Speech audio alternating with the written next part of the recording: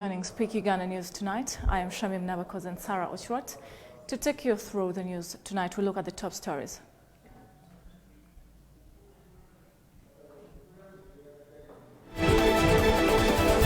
In our top stories tonight, Janan Luomu Day commemorations, celebrations held amidst wave of kidnaps, religious leaders task President Museveni. Also tonight, conflict of interest. Kyagulanyi asked 3 justices to recuse themselves from his petition, terms they are biased. And Mao speaks out on resignation promise, says he can't back off presidency. Details and more stories in Speak Uganda tonight.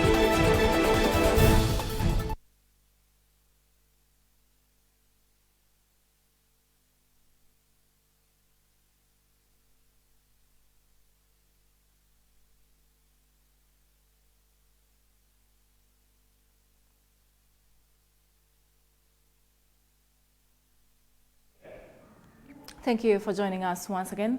We're live on air on our social media platforms to Record TV Uganda on Facebook, on Twitter at Record TV Uganda. Now, President of Uganda, Yoweri Kaguta Museveni, has asked all Christians around the country to stop speaking all about his government, saying he's ready to support them building a structure in all that they're up to. He has revealed that he was able to punish Idi Amin, who ordered the killing of the Archbishop of Uganda, Grace Janan Luomu, for standing against the killings that were ongoing in the country at that time. He revealed this while speaking at the 44th commemoration celebrations of Janan Luomu Day today at State House in Entebbe.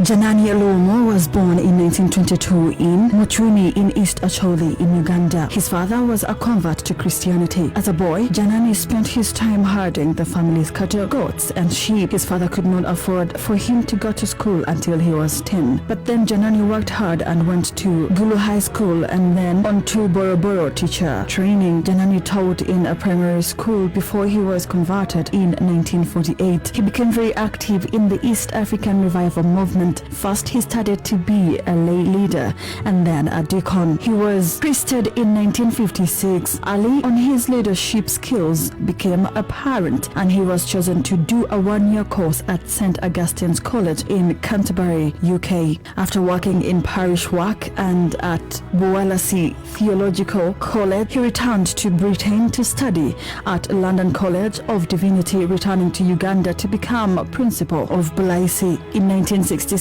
he became provincial secretary, and in 1969 he was consecrated bishop of the northern Uganda. In 1974, Janani Luomu became the Archbishop of Uganda, Rwanda, Burundi, and Boga Zaire. 3 years previously, Colonel Idi Amin had overthrown the government of Uganda and established a military dictatorship. Amin's regime became infamous around the world. Thousands of people were arrested, beaten, imprisoned without trial and killed. Bishop Luomu often went personally to the office of the dreaded State Rich Bureau to help search and rescue the release of prisoners. On the 5th of February 1977, the Archbishop's church was raided by the soldiers who said they had been ordered to look for arms. On the 8th of February, the Archbishop and nearly all Ugandan bishops met and drafted a letter to protest to the President and Army. President Museveni said that he was able to punish Idi Amin for the crime he had made together with other people that were involved in it, adding that no person will be allowed to disrupt the peace of the country, Uganda. We, the freedom fighters, avenged their death and we punished Idi Amin and all those who were involved with him and created a new situation. So I'm very happy to be here to represent those freedom fighters who avenged the death of these people. There is peace. Now some people want to disturb it, but they can't, because we shall not accept it, because the freedom fighters who fought for the freedom are there. There's nobody. So I would want to use this occasion to assure the country that nobody will disturb the peace of Uganda. He also vowed to support the church structure in Muchwini, but urged the church people to be fair, not to only speak ill about his government. Because I see some of the church people, they speak unfairly They're always attacking the government. Yes, the government may be making mistakes. But how about the ones who are fighting the government? If they also make mistakes, why don't you talk about them? At the same ceremony, His Grace Stephen Kazimba Magalu, the Archbishop of the Church of Uganda, asked the President of the Republic of Uganda to look into the matter of disappearance and the killings of people that are ongoing in Kampala. I'm so grateful, Your Excellency, that you have come out to ensure that there is some investigation done, and also to assure Ugandans that people are really safe. And we hear more from you, Your Excellency. And I want to call upon the police to help find those who are still missing. Peace Nobami for Record TV, Speak Uganda. Now, as the country celebrates Janan Lumu Day today, some leaders are concerned that the government has done much to publicize the day as a national public holiday like it does other public holidays. The chairperson of Acholi Parliamentary Caucus has reminded the government to fulfill the pledges of constructing Janan Lumu Memorial Center in Muchwe Village, Kitgum District, as it was promised in 2017. We have that story. Janan Jacques Lumu was the Archbishop of the Church of Uganda, whose province extended to Rwanda, Burundi and Zaire. Due to his sharp criticism against the dictatorial government of Idi Amin Dada, he was murdered on 16th February 1977 by the same government. In 2015, President Museveni declared February 16 a public holiday in honor of Lumu. Unlike the other public holidays, Janan Lumu Day has remained so silent that very few Ugandans know about it. Leaders are concerned that the government has not given it the attention it deserves, which has left it in books. We also urge the Archbishop of the Church of Uganda to send out a communication. I'm sure he did, but he should send out a communication to all the dioceses in Uganda to ensure that the bishops tell their congregations about this day so that people do know. Okim Ojara, the Chua West County Member of Parliament, Kitgum District, the home of Janan Lumu, the day was a political declaration which was not followed with actions. In his view, there are a series of events that would be organized by the government and the church in the build-up of the big day to remind Ugandans the big history and legacy of Lumu. We don't know the meaning, we don't know the importance, we don't know why it has been declared. Many people don't even understand. So I think it is incumbent upon the government, after declaring this day, to come up and really put more effort. Ojara, who chairs Acholi Parliamentary Caucus, has called on the government to fulfill its pledges of supporting the construction of Janan Lumu Memorial Center in Muchwe, Kitgum District. To push for some of the promises, the pledges the government has made. Building a church, building the grave, building a site for tourists to come and visit. Francis Mujuche, the Buhweju County Member of Parliament, says government has deliberately played cool with the Janan Lumu Day in fear to incite more clerics to revolt against government misdeeds. He stood by the truth. Now, popularizing it would mean that you're telling all religious leaders to come up and speak and be heroes like Bishop Lumu. And because the state does not want the religious leaders to come out and speak, and speak out, I think that's why they are giving it a deaf ear. The murder of Lumu was a boomerang to Amin's dictatorial regime, which collapsed later after 2 years on April 11th, 1979. It has, however, not responsibility of government alone to promote Janan Lumu Day, but also the church has served and the people. Report compiled by Fred Kijibi for Speak Uganda, Record TV.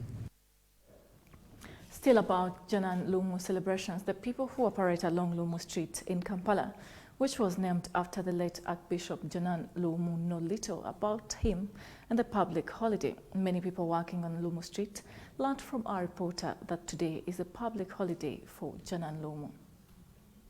In 2015, President Museveni declared February 16th a public holiday in the memory of Archbishop Lumu. The day has been celebrated since then. Lumu Street is the key historical site of the national matter that can be traced in the city. We visited Lumu Street today and it was business as usual, as if they did not know about the public holiday. Whereas traders and border operators said they don't know Janan Luwum, while others didn't know that today was a public holiday. I've just learned about this public holiday from here. I haven't heard much about Luwum. I came to learn about him on my radio set today morning, and I was very disappointed to hear that today is a public holiday. Some border riders confessed that they only learned that today is a public holiday in the morning when they saw few passengers on the road, yet others learned it from our reporter. I came to know that it's a special day today and seeing few passengers on the road. I tried to find about Luwum, but I failed. After interviewing several of them, it is when we landed on people on Luwum Street who have some information about Janan Luwum and the public holiday that is celebrated today. Today is a public holiday, I know that. It's in the memory of the Archbishop Janan Luwum, who was murdered for speaking the truth to power. He died in a disagreement between the government and the church. olwokubanga teyasirikanga bwe yalabanga ng'eddembe ly'abantu lirinnyiririrwa abakuuma ddembe. They appealed to the religious leaders of the current times to learn from the martyrdom and speak out on atrocities and human rights violations committed by the security agencies. Kale ekyokuyiga ekirimu ekikulu. Religious leaders should learn from him to speak out on security brutality. Baleme kubeera nga batwalira amateeka mu ngalo obutaddamu biri eri ebyakyayisa zi gavumenti ki. KCCA developed the street and planted grass along, but generally the people working on the historical street are not happy with the new developments on the street, which transformed it into a walkway. They claim making the street non-motorable reduced their customers by far since they can't access their businesses. The changes on this street have affected our business badly, that customers can't access us.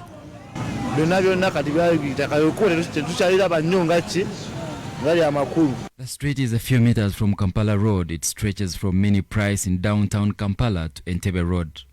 Luwum was the Archbishop of the Church of Uganda, Rwanda, Burundi and Boga in Zaire. Now, the National Unity Platform President Robert Kyagulanyi Ssentamu, who confessed and contested in the recently concluded elections, has threatened to withdraw the election petition from the Supreme Court on counts of mockery from the justice system. Kyagulanyi wants 3 justices of the Supreme Court that include the Chief Justice Owunyi Dolo, Justice Mike Chibita and Justice Ezekiel Muhanguzi to recuse themselves from the matter. First-time presidential candidate Robert Kyagulanyi Ssentamu, according to the Electoral Commission, lost to President Museveni in the 14th January elections, has demanded for 3 justices to recuse themselves from handling the election petition he filed challenging the victory of the interim candidate. According to Kyagulanyi, the justices have conflict of interest. We have questions about the Chief Justice, the Honorable Owunyi Dolo, having been a former Museveni minister, having been a former Museveni defense lawyer, and therefore we want the Chief Justice not to be part of this hearing. Not just the Chief Justice, there are other justices of the Supreme Court.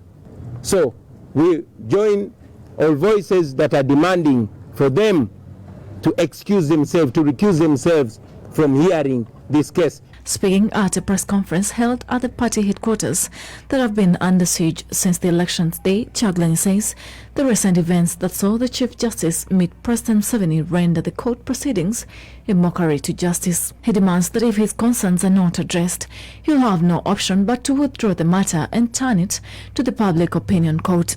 If they continue to block us from presenting evidence, if they don't accept the clear evidence to them, then we shall have no option but to withdraw from their court. And when we do that, the next step will be taking our matter to the Court of Public Opinion. The judiciary has responded to his concerns. Violence again now. If you have come to court, you are not going to set your rules. And if we had say, see, this one served here cannot do this, this one served, then everyone has a background. No judge should be there.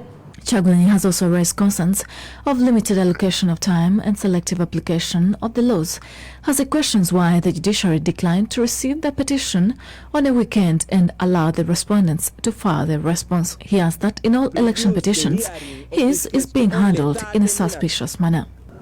You can imagine that the previous presidential election petition submissions went on for a whole week. But now the Supreme Court is saying we can only submit for 30 minutes. The submissions are for many hours because they will sit down and take time. Whether you want to take a day writing down, you write down. If you want to write 100 pages, 10,000 pages, it's upon the side. As the country celebrates the life of the late Archbishop Janan Lumu, Chagulanyi deems it unfortunate, terming the present-day religious leaders as those that have turned into the opposite of the late Bishop Janan Lumu. On a day like this, I would just call for a reflection, most importantly for the religious leaders in Uganda. The religious leaders are supposed to be representations of God, representations of the word of God. But as we have seen in the recent past, many religious leaders have indeed turned into religious dealers. Meanwhile, the party is in preparations to petition the United Nations Human Rights over the tormenting abductions and kidnaps happening across the country. Shamim Nawakoza, Paul Musoke for Speak Uganda, Record TV. With that, we do take a very short commercial break, but there's still more to come. Stay with us.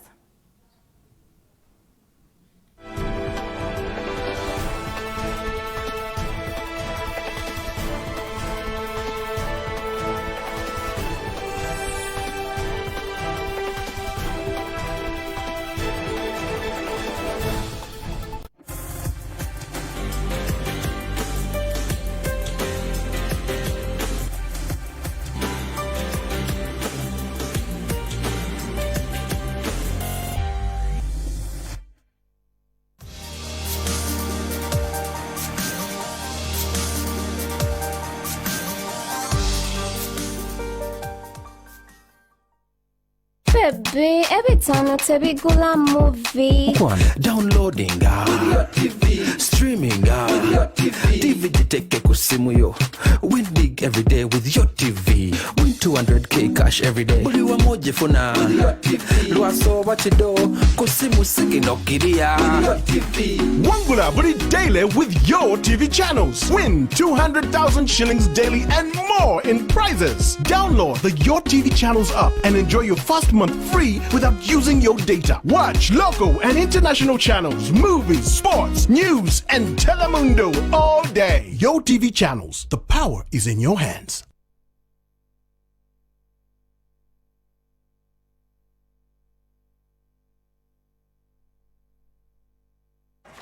Oh, by the way, Carl, Mother will be visiting us this weekend. Believe me, I'm counting the minutes.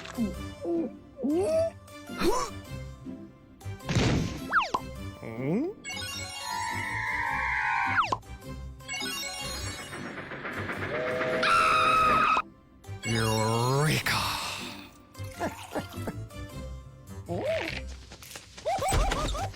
Red Bull gives you wings.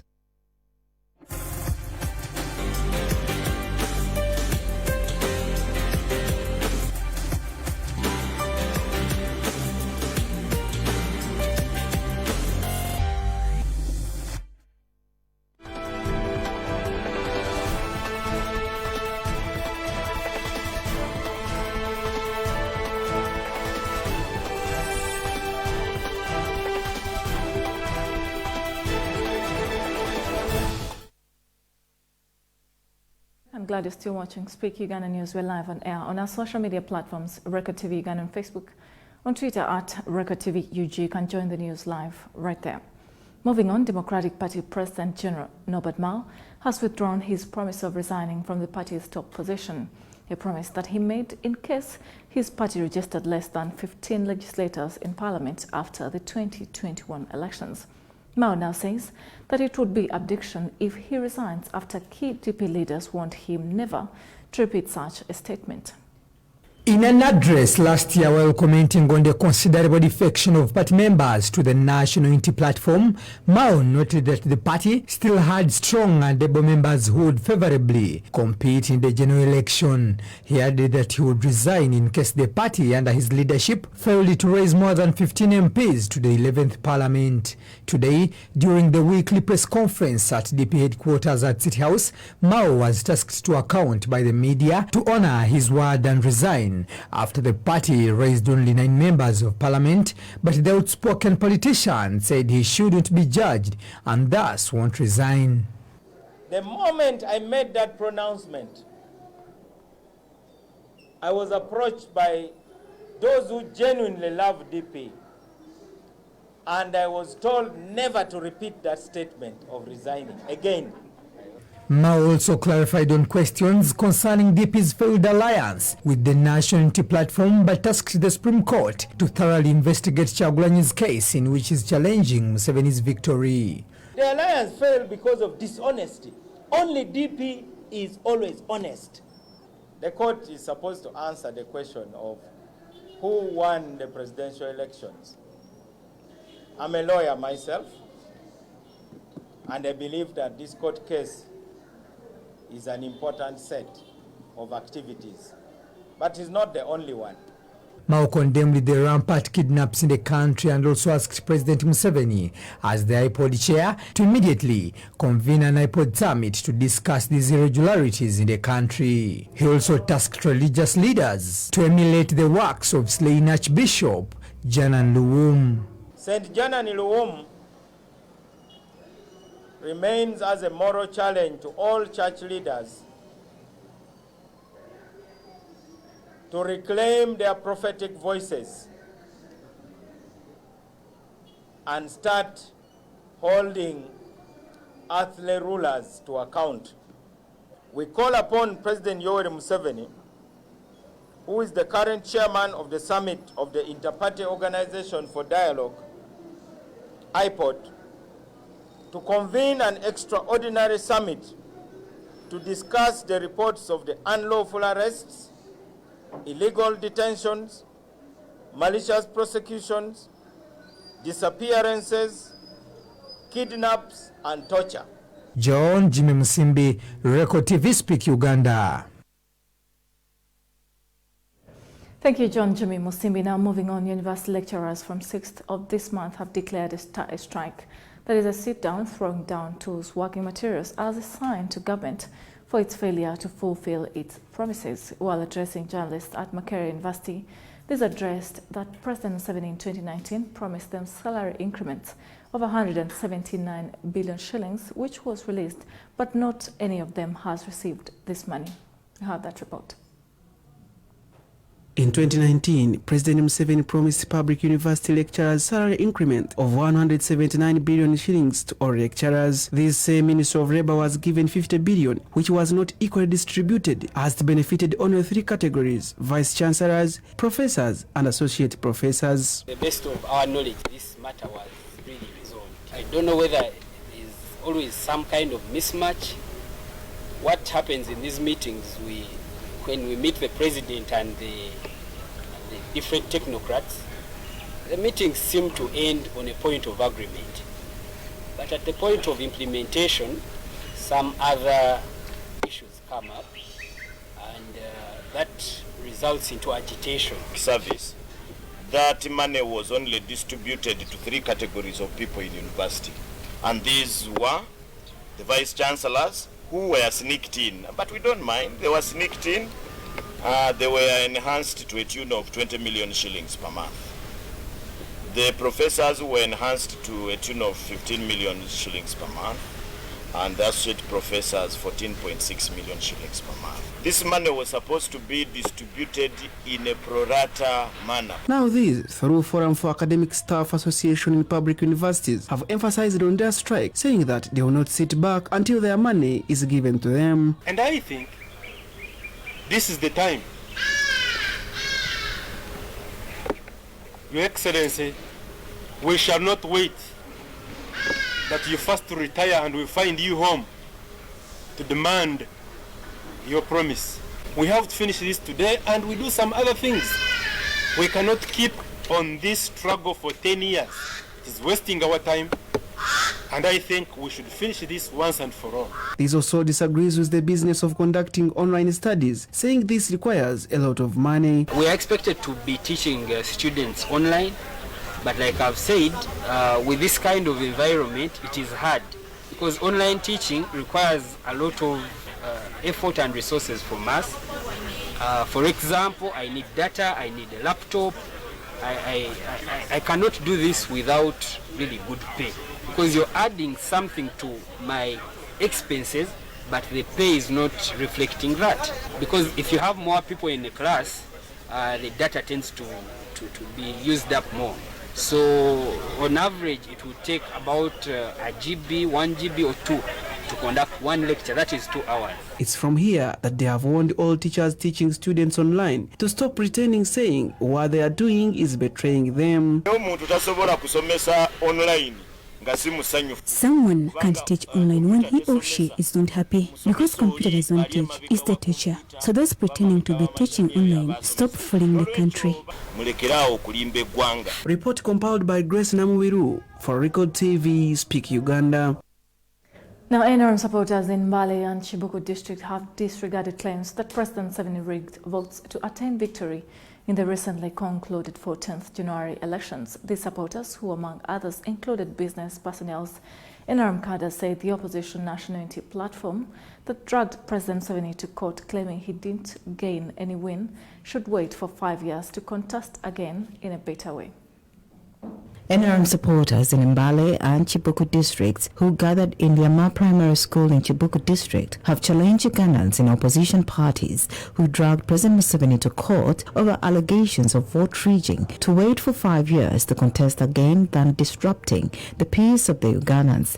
David Mwanga, Bakali Navenda and others from Mbale and Chibuku district carried placards bearing different writings saying Museveni won elections with a high percentage in Bukedi and Bugisu, adding that it's time for Ugandans to concentrate on developmental activities than wasting time in the courts of law. Uganda is a democratic country.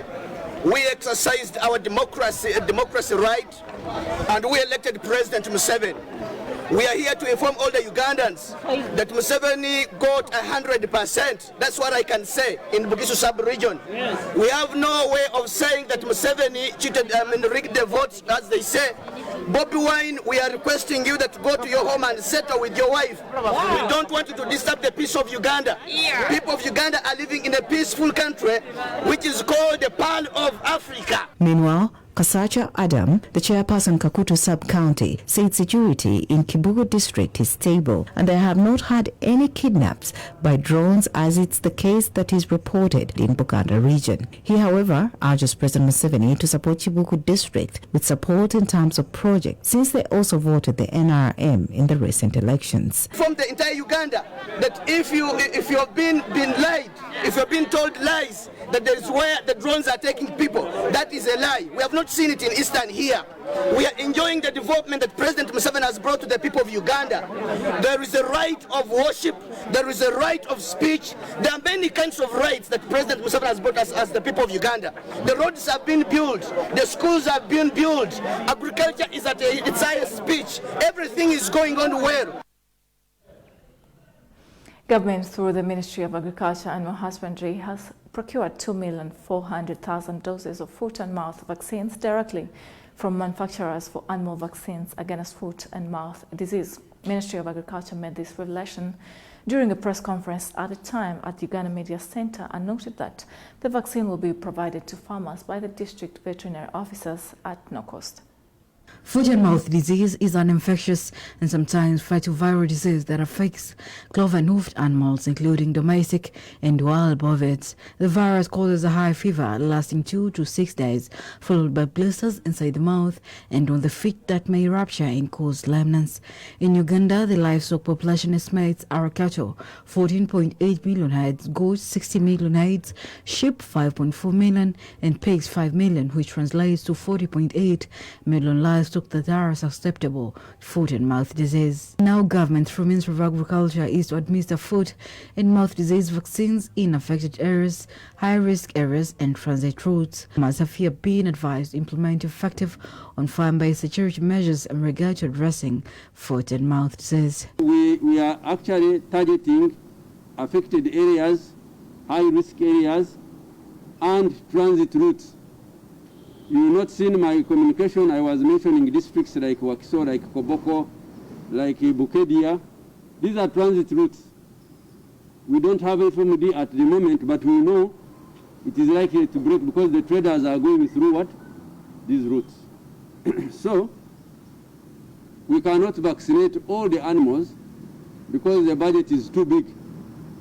So we are targeting 3 million doses to deploy strategically in affected areas, high-risk areas, and transit routes. While addressing the media, State Minister for Agriculture Bright Remrama hinted on the fact that foot and mouth disease has had great economic consequences on the country's economy. Statement was the economic consequence of FMD being very diverse because they affect our farmers' income.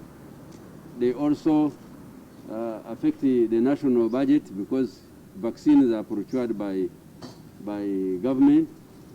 But importantly, they also affect our export. Like the affected districts, we are not getting milk and beef for export. So the economic consequence is very diverse.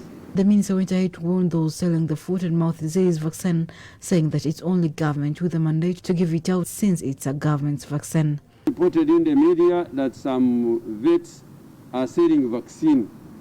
Nobody imports vaccine, FMD vaccine, except the Minister of Agriculture, Animal Industry and Fisheries. Anybody selling vaccine, therefore, is selling government vaccine and should be reported to the Commissioner of Animal Health or Director Animal Resources. Now, Karafina Kaizi Godwin for Speak Uganda. That brings us to the close of Speak Uganda News tonight. I am Shamim Nabakos and Sarah Ochrot, who have been taking you through the news. Up next is Miracles of Jesus on Facebook, Record TV Uganda, on Twitter at Record TV UG, at S Nabakos1, my Twitter handle for any of the updates. Good night, stay tuned.